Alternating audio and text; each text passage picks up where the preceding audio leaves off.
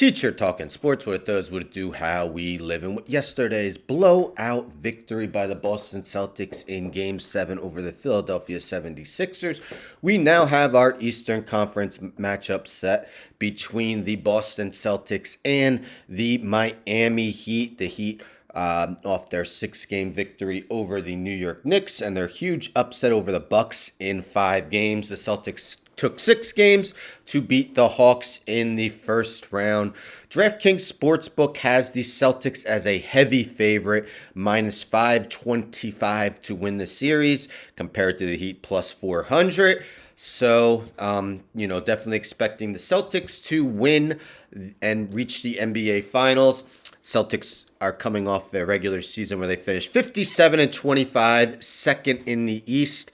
That is 13 games better than the Miami Heat, who finished 44-38, had to get through the play-in tournament in order to make the playoffs. But I wouldn't put much into that because Heat have arguably looked better than the Celtics in the postseason. It has taken them 2 less games to get to the conference finals, 11 altogether compared to the Celtics 13 through the first 2 rounds. But of course, the Celtics will have home court advantage. Yesterday, the Celtics only really went with a 7-man rotation.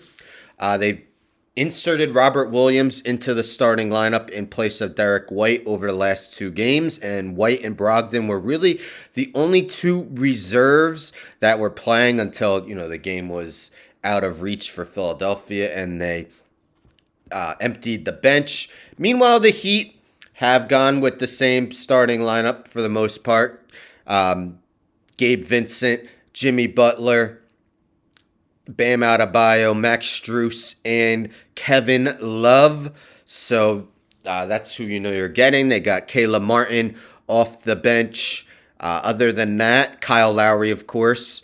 Cody Zeller, backup big man. Haywood Highsmith gets some minutes as well. So He'd have mostly been going with a 9-man rotation. It'll be interesting to see if Highsmith gets a lot of minutes. You figure Zeller will probably get some still, especially since the Celtics have been starting 2 big men over the past couple postseason games. This, of course, is a rematch from last year's conference finals where it was a tight matchup, and the Celtics won in 7 games, so the Heat are definitely looking to avenge that.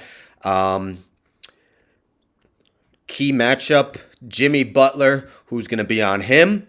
Jimmy Butler has been balling in these playoffs, of course, averaging 31.1 points per game, 6.6 rebounds, 5.4 assists, 1.7 steals, shooting 52.7% from the field.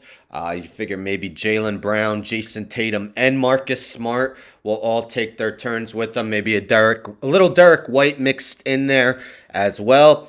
Tatum, who came up big in the fourth quarter of Game 6 after struggling mightily through the first 3, had a NBA record 51 points in a Game 7 yesterday. He's averaging 28.2, 10.6, and 5.2. 10.6 rebounds and 5.2 assists in the postseason. Jaylen Brown, 24.6.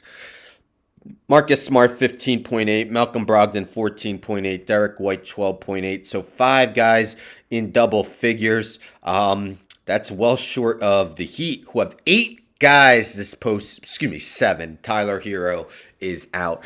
And actually, Victor Oladipo is out too. So they have 6 guys averaging double figures. Butler, 31.1. Adebayo, 18.1. Gabe Vincent, 11.5. Strus, 10.9. Caleb Martin, 10.8. Kyle Lowry, 10.1. Duncan Robinson has shaken off the rust. Wasn't in the rotation for a lot of the regular season. And he's connecting on 42.6% of his threes in the postseason.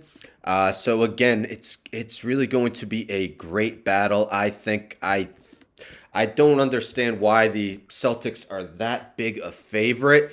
I think they should be favored, but man, that is a big favorite. Both teams finished in the top 9 in defensive rating this past season. Again, you can't look much at the Heat's regular season because Eric Spoelstra is once again proving that he is one of the best coaches in the NBA, and he has his Heat in the Final Four. Meanwhile, we know Joe Mazzulla, is in his first year as the Celtics head coach because of the whole Ime Udoka thing. Now head coach of the Rockets. So we'll see if he could get the Celtics to the NBA Finals in his first season with the club.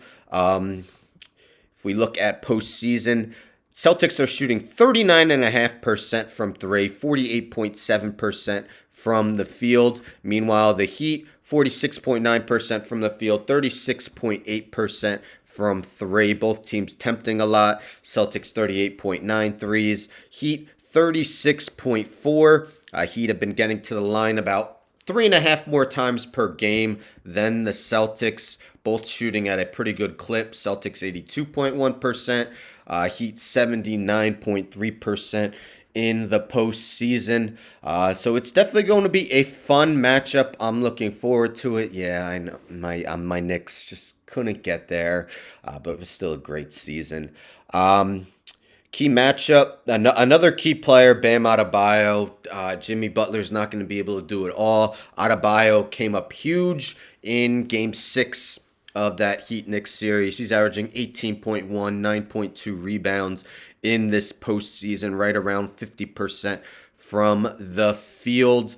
Who will be that third scorer for the Celtics? We know Jason and Jalen are going to get their points. Can it be Malcolm Brogdon off the bench? Will they stick with their two big man starting lineup?